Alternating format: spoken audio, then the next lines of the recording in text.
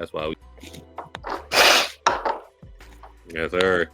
Friday night, Yerrr. Cam McMahon here. Afro Comment 765. They give y'all a weekly dose of wrestling going on, and we're here. We're the WrestleMania. The most unpredictable WrestleMania season probably of all time. What 6 weeks away it is now, I do believe. Yeah, 6-7 weeks away. Only 2 matches announced. Of course, what you're probably gonna be watching at the final boss is on Smackdown as we speak. Doing rock shit. And they're gonna have like a meeting, live meeting like 11 p.m. So right after. Or wait, is SmackDown still 3 hours? Yeah, it's still 3 hours. Okay. So, damn. In wrestling news, your man, the Shane O'Mac, had a meeting with TK and wanted equity in AEW, and he would come in and run the whole thing. Allegedly. That's hilarious.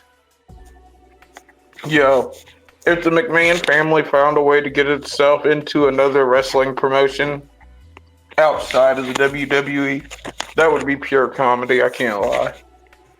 So Shane McMahon bugging, or just like, I don't know. I feel like the conversation probably definitely happened. I don't know whether or not TK ever entertained it. I don't see him wanting to give up. Like, people forget, regardless of what Tony says, AEW is that nigga's like personal toy box. That's his fucking playground, yo. And he ain't trying to share his playground with nobody else. Yeah, when you're booking everything, and the owner and everything else, yada yada yada. But I don't blame Shane O'Mac for shooting his shot though. AEW Underground. Hey, he probably could have got a crazy check though if he was just looking to get a check for a little run in AEW. But if low key, okay, and tell me if this sounds too crazy. Because one thing I think we can all agree, at least to a certain extent, is that AEW has missed that sort of on-screen authority figure that we've come to equate to wrestling. And I think if you really wanted to shake shit up, a crazy sort of on-screen authority figure would have been Shane McMahon. I think you probably could have got some storylines out of it that maybe would have generated some ratings. I mean, the Young Bucks tried it, but it didn't work out too well. The Young Bucks aren't Shane McMahon. Here comes the money, nigga. Exactly. Think about it. The minute that shit hit on AEW, I'm not saying whether it's a good idea or not, because I don't know if I'd do it if I'm being completely honest. Not for equity in the company, like just for a check. If that nigga was just trying to get a check, is it sort of a flex for Tony Khan to have a McMahon under his employment, so to speak? Which is probably why Shane wanted to ask for equity, so he couldn't be like, I got a McMahon working for me. Right. So. Future chat. Yeah, I mean, what's the worst he can do is say no. You know what I mean? Yeah, what's the worst thing she could say is no. Well, other than that, NXT, yeah, boy, officially Ricky Saints. Look, at least it's not Cope, nigga. At least it's not Trill London, which Trill London isn't bad, but at least it's y'all. I've heard so many people cap for the. Listen, whenever Trill London shows up, y'all on NXT, I want to see y'all same niggas pushing the line for him as soon as he pops out, regardless of who Trill London is. We pushing Trill London in 2025. But I think fucking Ricky Saints it's still the same amount of syllables and everything, you know what I mean? Still the same initials. So yeah, he said he's doing it for New Orleans, which makes sense. So why not? Niggas like to allude to their hometowns all the time. That's a regular ass wrestling thing. Ricky Stocks, Ricky Saints. It's fine. Not hating on it. I love it. But I'm ready to see him and Javon versus Ethan and Wesley. That low key, that could be a crazy little. I don't know how their tag dynamic's gonna be, but all four of them have actually. Even Javon Evans on the Indies, he held some indie tag belts. So like all four people in the match have tag team experience, have been tag team champions in other places. Yeah, the North, the Rascals, Big Bill. Yeah. Well, Team Taz too. Yeah. What is Team Taz? Well, they weren't champs. They weren't champs. But I'm talking about as far as he did tag. I was talking about as far as tag team experience goes. Right. And then, but yeah, he was only champs with Big Bill. The big thing was Moose versus Obafemi. Oh my goodness! And then Obafemi popped up on TNA the next night too. This is why I love this shit. So we're getting a 6-man on TNA. It's gonna be Moose. What was it? Then it's a System versus Moose. Yeah. No versus. I thought it was Moose and the System versus Obafemi and the Hardys. There you go. Obafemi and Hardy versus the System, and the System is featuring Moose. There you go. Yeah, but yeah, and on top of that, also next Tuesday on NXT, we're getting fucking Moose versus Lexus King. And also the no catch niggas versus the Hardys on NXT next week. Oh yeah, true. So this is looking pretty good. This is looking pretty. And if you look at and people be like, how is this even helping TNA? Nigga, go and look at TNA ticket sales since they started this WWE fucking partnership. It's like I haven't looked at the ratings, but I'm sure they probably. The ratings are beating AEW at the moment. So, hey yo, for real? I think it has not this week's shows, but last week's show for sure. I mean, there you go, folks. If you want to ask, where's the rub?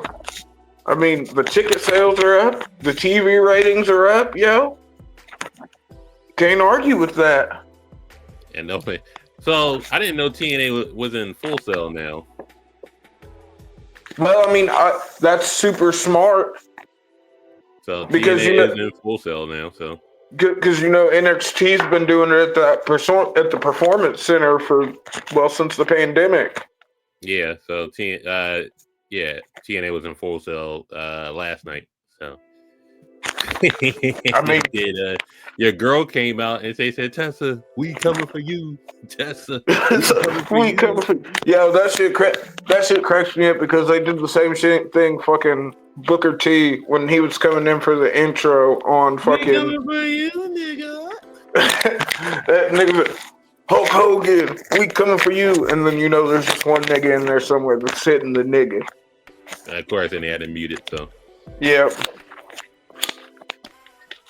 Also, before we get into this Rock stuff, we had NXT Vengeance Day that we didn't cover last week with predictions. We just did Grand Slam, but yeah, it was a good pay-per-view. Solid show. Let's get it. The tag match, even with the females as the main event. Yeah, the girls. Yo, I did not know how good fucking shit. I forgot his name. Not Josh Briggs. Who was the nigga that teamed with Josh Briggs? What, Hiroka? No. The nigga that teamed with Josh Briggs. Yeah, I'm sorry. Hold on. I was trying not to go to my phone and go looking up niggas.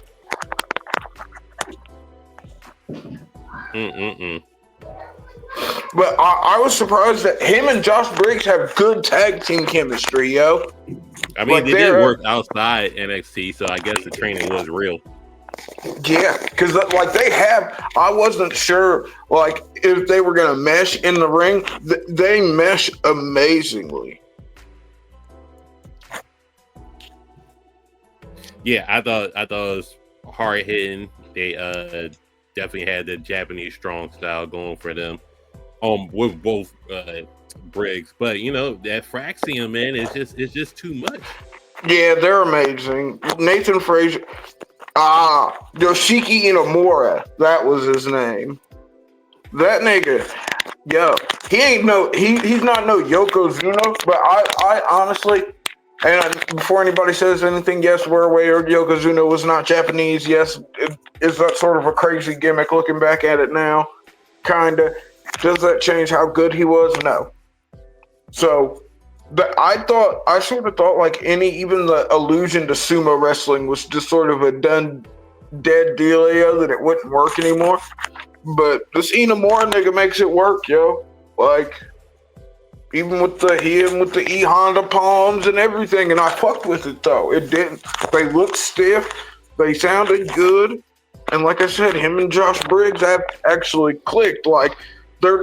It's hard for anyone to be fucking a Fraxium or a Nathan Frazier, or an Axiom or a Nathan Frazier. But I mean, it was a lot better than I thought it was going to be. It really was. Shout out to Josh Briggs and Inamura. Oh yeah, for sure. Great match. Loved it. Very Fraxium's going to go off regardless. You're getting it from Fraxium regardless of the fact. So, I mean, them niggas is going to do the damn thing. They've been doing it. They might be 2-time tag team of the year. Why are you sideways? We'll figure it out. Stephanie McCure, her match, which followed Henley. I thought it was pretty good. Oh shit! This was the opener. The ladies opened and closed the show. So yeah, the ladies closed and opened the show. It was good. Yeah. What match are we on? Stephanie McCure versus Fallon Henley. Oh yeah, bro. Fallon Henley and Fatal Influence. Yo, there's something there. They ain't no Fatal Attraction, so let's not get it twisted. But Fallon Henley's not bad in the ring, and she's grown on me. I wasn't the biggest Fallon Henley fan in the beginning. McCure very smooth in the ring. I like McCure. Yeah, she like butter, bro. For real. We'll talk about your girl later on. I'm not sold on Julia. Listen, nigga. Listen, don't even start. The Beautiful Madness. That's an Italian Japanese hoe, bro. Come on, that's exotic as hell. She was on Botchamania a couple of times this afternoon. But she's still look in her defense, yo. Just because I will cape for her a little bit, she is. You gotta think. She is new to the and first of all, we have to acknowledge that there is a difference in styles in the Japanese Joshi stuff. From Joshi to the American style. And think it's not even just that. She's doing that and having the faith put in her to be the champion very early on in that. So I am giving her some grace. Yes, I know, but I'm just saying that's why I am giving her some grace. Everybody, look, sure. There's not a wrestler in the business that hasn't been on Botchamania at this point. You know what I mean? They're trying to do this third generation 4 horsewomen thing that they didn't really get from the second generation. Yeah. But they're all facing each other at all different times. Asuka was there, and she retired the belt, and then Shayna was running them up, and then Rhea got it off her. Rhea ain't do too much with it besides lose to Charlotte, and then Io held down the pandemic. So I think they're trying to get everybody in line. And then Roxanne is there also to hold it down, but she got called up, so I think Roxanne's gonna be a little. But the women's division's still amazing. You gotta think you got I call them the international it girls. That's Delta, fucking Stephanie and Julia. I call them the international it girls. And fucking look, I think they just I liked the match, yo. Stephanie McCare is always going to be super smooth in the ring. Fucking Fallon Henley's grown on me. super solid. We got The person who won was supposed to. Trick This Williams matchup- versus Eddie Thorpe. I had Eddie Thorpe so ass. Hey Kim, who won this match? Eddie Thorpe won. Okay. Yo, him beating a nigga with a strap is crazy. Eddie Thorpe is so ass in the ring. I'm not a fan. Bruh, I don't think he's that bad. Did we watch the same match? I didn't see anything that was like horrifically bad or fucking crazy botch like. I thought it was. I didn't think it was bad, honestly. I'm not saying he's botchy, but I'm just not sold on this guy. But you know, whatever. They're trying to push him. I think in ring he's solid, yo. I don't think he's like super amazing or anything. Why? Because he's a Tokyo Dojo. Don't do that, because you know my bias doesn't even scare that way. All like he is. He little according to the announcers, he is. You know, I'm not making heads and tails of it, but that's what they're saying. But I didn't think the match was too bad. I honestly popped a little bit because I didn't think during Black History Month they were gonna have him beat a nigga with a strap. Hey, but I popped, yo.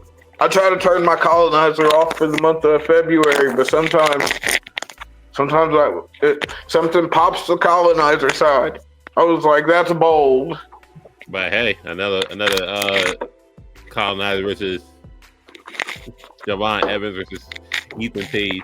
Well, Ethan Page is not a colonizer; he's Canadian, so doesn't count for him. No, what are you talking about? The French colonized the fuck out of Canada. What do you mean? Out of Canada, so we gotta figure out what side of the. We'll say that for another day. I thought this match was really good. Javon selling the jaw injury. The final spot was really good. Just punching the mouthpiece out of him. Yeah, I thought. Ethan Page, I've always said though, he's got a really good working punch. He really does. But that comes from his. Thank God he's not Karate Man. That's all I can say. I'm glad that he let that shit. And I'm not going to act like I didn't enjoy any of the Karate Man shit, but some of it was just too much. Because I'm a nerd at the end of the day. You know this.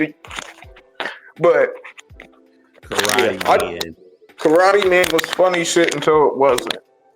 Hey, I mean, not too far from Joe Hendry, so... I don't know about that. Joe, did you see the Joe Hendry and Elias duet? I mean Elijah, not Elias. Elijah. Them fans went dumb for that shit though, bruh. Them two niggas with guitars and singing in the they went stupid. The crowd was hot. I was like, hell no. But I mean, look, wrestling's the place where fucking if you get something over, it's over. And regardless of what anyone wants to say, Elias got that gimmick over, and fucking Joe Hendry has his gimmick over. Why they didn't put the two niggas together? Makes sense. I love that Joe Hendry's getting love though, yo. Another person I think that's ass in the ring, but hey, I digress. Sometimes we've seen it in wrestling a million times. Sometimes you can have a less than satisfying move set, but you got the personality and the charisma to get over it. Don't even matter. Another match, I forgot how good someone was. Grayson Waller. Yeah, Grayson. Thank you. I'm glad that you were acknowledging this. Because niggas try to get me crazy when I try to be like, Grayson Waller is actually decent, bro. I forgot how good Grayson Waller was in the ring. But this match I was weary of, but I think Austin Theory is a pro. He's a main eventer from Evolve, and Grayson Waller is a dog in the ring. And Obafemi is going to be probably top 10 when it's all over. That dude's a fucking phenom for real. They had no choice but to put on a crazy match. And they did it just right, yo. Because they didn't look like crazy weak against Obafemi, but they also didn't make him fucking like they put him over, but managed to keep themselves from looking too ridiculous in the meantime. Right. Fucking it was a very well worked match in my opinion. And you can sort of I felt like you could sort of see where Obafemi. I mean, the kid's amazing, like you just said. He could go down as one of the best ever before it's all said and done. But I think it helped him to have two people that are veterans, so to speak, especially in the NXT space. I felt like everybody in that match knew exactly what they were doing.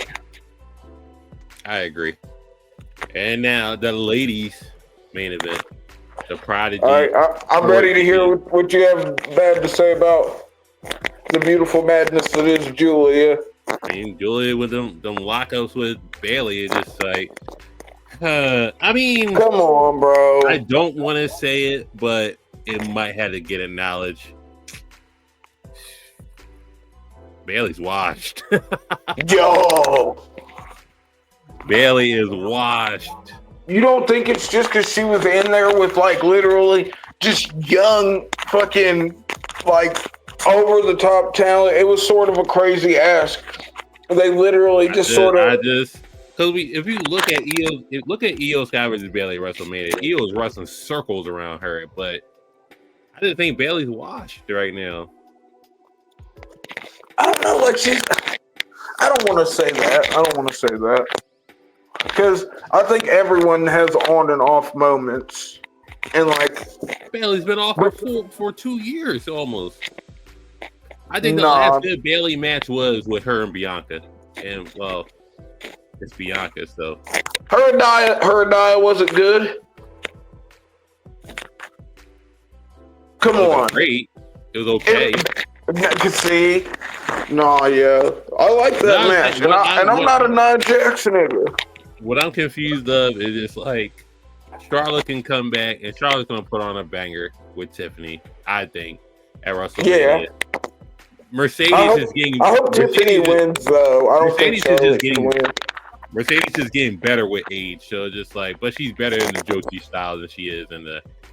Shut the fuck up. Mercedes is not getting better. She is getting. Nigga, did you watch that match at fucking. Hey. Did you watch her versus fucking Harley Cameron, nigga? Did you hear everything I said? Actually, she's better in the Joshi style than she is. No, but I'm just saying, yo, fucking nah. It's Harley Cameron. What? You're not gonna get a good match out of her. I was more impressed with Harley Cameron in that match than fucking Mercedes. And that goes back to what I'm saying. I said. She's better when she's in Japan versus when she wrestles in the States. I don't know, yo. I think she's just been out of it since she was in the beginning of the year. That's going to be up for wrestling match of the year, at least for the women.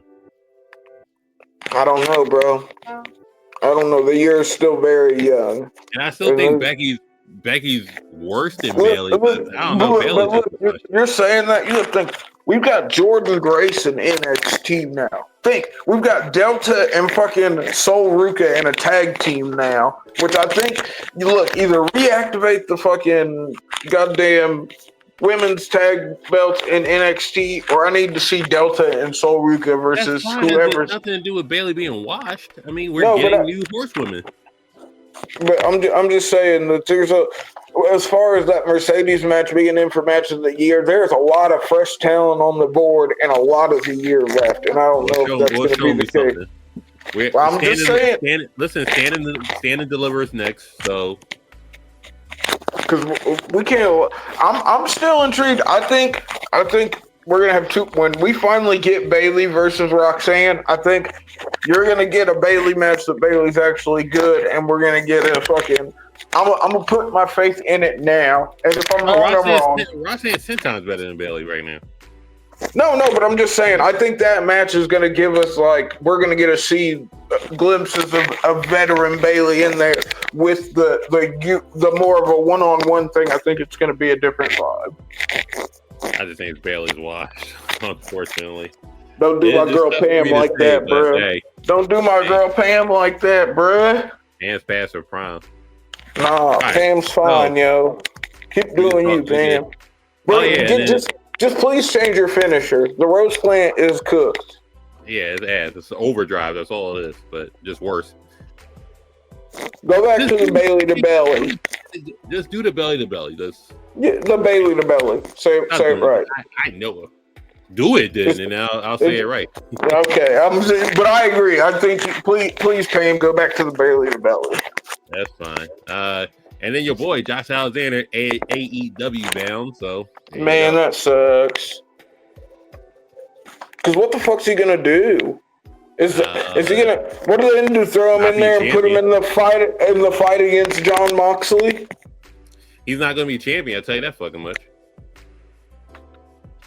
Yo, I wanted to see Josh Alexander versus Obafemi so fucking bad, bro. No, you're gonna get Cody Khan's gonna cook up. But I'm also, you know me, get your bag, yo. I know that fucking the bag that TK is offering is bigger than the bag they're offering for NXT contracts. Even though the pay scale's gotten so much better, I think they said there's not a person in WWE that's making less than six figures. The catering nigga gets $200K a year, so yeah. I mean, long as the check clears, fuck it. But I understand why and maybe he feels like he'll have more freedom, and maybe he doesn't want to change his name. I don't fucking know, but man, I wanted to see fucking Josh Alexander versus Obafemi. So now, yeah, man, the Dwayne is here. What are we looking at for WrestleMania? I don't know, because is he just gonna big shot himself?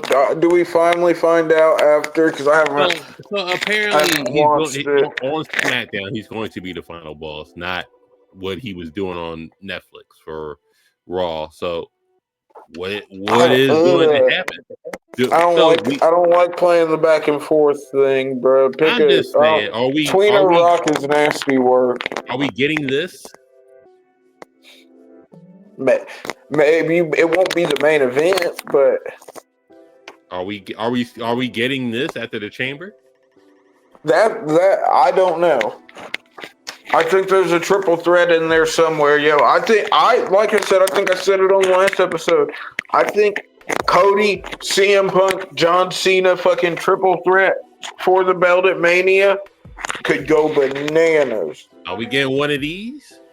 Well, as I just said, I think Punk, Cena, and Cody could go stupid. I think it could be the parlay into Codelander coming to fruition. We all know I'm a big proponent of Cody turning heel. Codelander needs to, because we've seen. Look, folks. If you want to see good heel work, go look at fucking Cody's Ring of Honor run, bruh. Go look at Cody's his TNA run. Go look at his New Japan run, yo, when he was with the Bullet Club. Like, Cody does heel very well, and we know this, and he just hasn't got the chance yet. And I want it, and hopefully we'll get it at some point. But I think that I wouldn't be mad with Cody, Cena, Punk. I did see the interesting video. You still got the AMV niggas going around making wrestling vids, and I think that what the promo Punk did on him, just like asking Cody is he okay.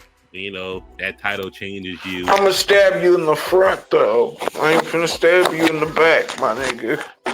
Where Punk said that title changed me, and I didn't like myself most days that I saw myself with it. And Roman got changed by the title. Punk got changed by the title. Slowly but surely, Cody is losing friends, and the title is changing him. Yeah. And I think we get Codelander at Mania, if anything. I hope that's my thoughts as well. I'm hoping that's what it is.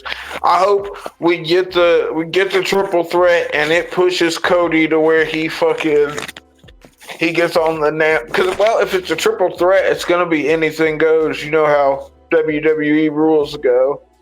So if it's a triple threat, it's gonna be no DQs.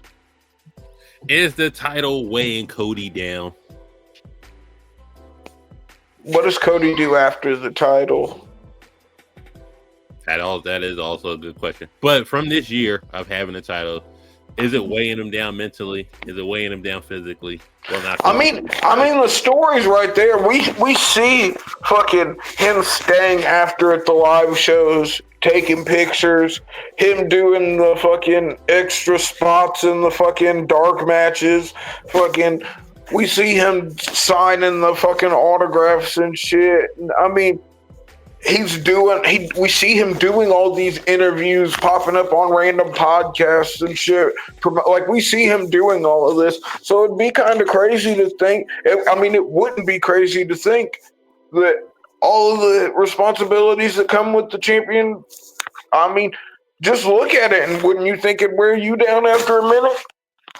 Once you add in TV, live shows, appearances, after fucking show shit, like, it'd weigh on anybody. Maybe it's the head, right? Because Roman wouldn't think that when Roman was the champion, that nigga wasn't signing autographs after the show. That nigga wasn't doing no fucking interviews that wasn't ESPN or better. He wasn't popping up on random niggas' podcasts unless it was like Logan Paul, who's literally part of the company. Yeah, so he did OK Jackson's podcast, but you know. Yeah, and shout out to O'Shea. I thought when did he do that? They just started doing that shit, didn't they? He was on there. The one he's got on Rich Eisen's show? Was he on Rich Eisen's show? That's what the podcast is, an affiliate of Rich Eisen. Like, when they put it up on YouTube, it comes up on Rich Eisen's channel. No, that's interesting. I know people pull clips from Roman being on there, so he was on there. Damn. I think he was champion when he was on there because they had a. No, they haven't had the podcast that long. That shit ain't been going on that long. I only say that because they had a championship presented on the desk, right? No. I think that's just part of the set. If it's because I'm pretty sure it's always there. But I would say I don't think Roman's.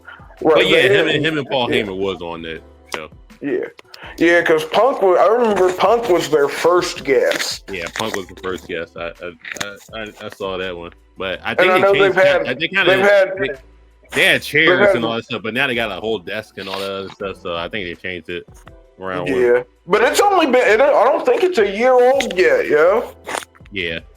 So Michael Cole was on Impulsive. And then, I started watching it. I'm not gonna lie. Did you know that Michael Cole wasn't Michael Cole's real name? No, I didn't know that. I didn't either. His real name is Sean, bro. I guess. Literally.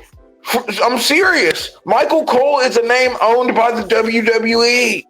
That's hilarious. His name is like Sean Coulthard or some shit. He says it on the fucking podcast. I did not know that shit. That nigga's a fucking former war journalist and shit. I really like it. It blew my mind. I was like, I've been watching this shit for fucking 20 years, and I did not know Michael Cole's name was not actually Michael Cole. Hey, the more you fucking know. So now, tail end of the show, right? I finally made a list. Top 25 NXT superstars. You ready? Yep. I'll get critiqued. It's fine. And you know, the tail end is bad, but I think my 15 to 1 is accurate. So starting at, you ready? Yep, I'm ready. Starting at number 25, Mandy Rose. Of all time. All time. All right, I'm not gonna argue with you with it. Hey, one of the best female stables. She united the championships. She carried the 2.0 era out the mud for the women. I'm just saying. She did set her up. She got. Oh yeah, bruh. Shawn Michael Coulthard. Coulthard is his real name. Coulthard. Well, we can't name you Shawn Michaels, so you gotta be Michael Cole. Michael Cole. But Coulthard's a weird ass. It's Coulthard. Coulthard. Hey. Or Coulthard. I don't know. Clear. Yeah, but that shit for real, it blew. I was like, nigga, yo, I was like, you've been lying to me, bro. And why does WWE even know the only announcers' names? That's crazy. Is there Michael Cole merch? Cole modern era, maybe. That's crazy. But so Mandy Rose at 25. Mandy Rose at 25. Number 24, The Revival. Okay. Number 23. Man, that was a long time ago, though. And that run wasn't. But how long was that run? But I'm not arguing. I'm going for match quality.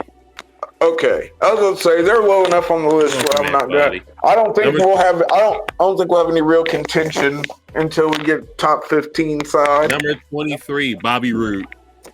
Okay. Number 22, Andrade. Okay, I might have had Andrade a little higher. Number 21, The Ascension. I mean, the longest rating. I might have had The Ascension a little bit higher, if I'm being completely honest. Number 20, Samoa Joe. I'd have Joe. All of these so far that I've heard, I might have just a little bit higher, but. Number 19, Velveteen Dream. Okay. 18, Walter. Okay. So are you counting NXT UK in the? Yeah, I'm counting UK. Okay, because the UK rank was different. 17, Pete Dunne. The Bruiserweight himself. Number 16, Keith Lee. Ooh.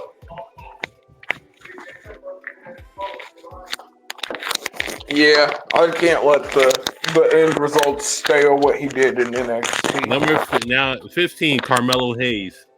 That's really high, Cam. Hey. That's really high. And he's perfect run from North American champion to NXT champion. Pretty much a perfect run. And right to, but we're just, if we're talking just as NXT, all right. Melo don't miss. Number 14, Neville. I respect that. I don't know if I'd have him in my top 25, but I respect that. Number 13, Bo Dallas. It's crazy to think about how he went from that to the B team to Uncle Howdy.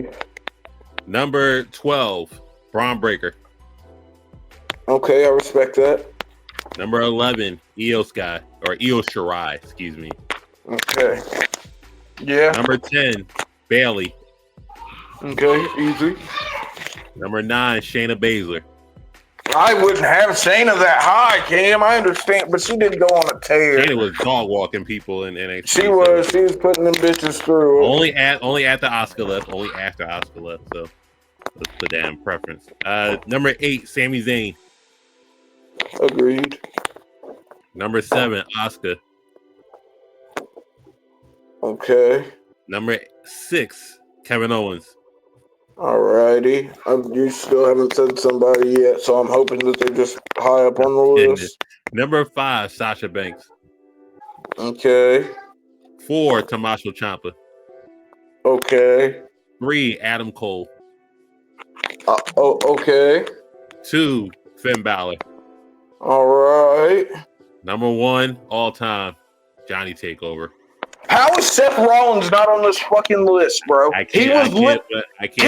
Cam, he was literally the first ever NXT champion, nigga. What the fuck do you mean? I can't put Seth Rollins on there. You're fucking tripping. Well, Seth Rollins is top 5, literally the first NXT champion of all time. Hey, that's great. I can't do it. What we put Pat Patterson on top 10 NXT Intercontinental champions all time? No, I can't do that. Bruh, we ain't gonna come on. And we ain't gonna act like this nigga didn't have fucking crazy matches. He's not in my top 25. You're tripping. When I saw Seth Rollins, he came out in a fucking turtleneck to save CM Punk. But you can say you didn't watch NXT then, because a lot of people didn't. Because you gotta think he had a whole fucking him and Kevin Owens and NXT, nigga. Did they have a match in NXT? I think they had a match right before fucking Seth left. I don't think it was that far because Big E was running shit. And then I think it was literally right before fucking Seth went up to the main roster and did the Shield. I don't know about all that, but you know, if I'm wrong, I'm wrong. I'll do my research on it. I was wrong the other day when it said Mick Foley had more than one championship. Yeah. I didn't know Mick Foley was a 3-time champion. That I didn't know. But listen, Friday night Yerrr. That's crazy. I'm definitely gonna watch SmackDown. You know. Yeah. See what the final boss does. We got Afro Conversation 5. Catch on casual conversations. Overall 99. And, you know. That's a fact. Damn it, man. Subscribe to Friday Night Yerrr. Check out the Blur Cartel at BlurCon. I mean, we're gonna be at a cold ass fucking Virginia, March the 8th. Our panel, 11 a.m. I mean, if you're in the area of Virginia and want to go to BlurCon, go there. You'll see Janelle Monáe there. You'll see us there. Not saying we're on the same level, but just saying. Enjoy yourselves. And let's see what the fuck WrestleMania has to offer. Next week, we're going to preview the road to WrestleMania continues. We'll preview the Elimination Chamber and see what the fuck going on tonight and talk about that. And then AEW Revolution. Pretty sure around the same time. Don't forget Cope versus Mox for the title. Oh my god. Thumbs up. Yay.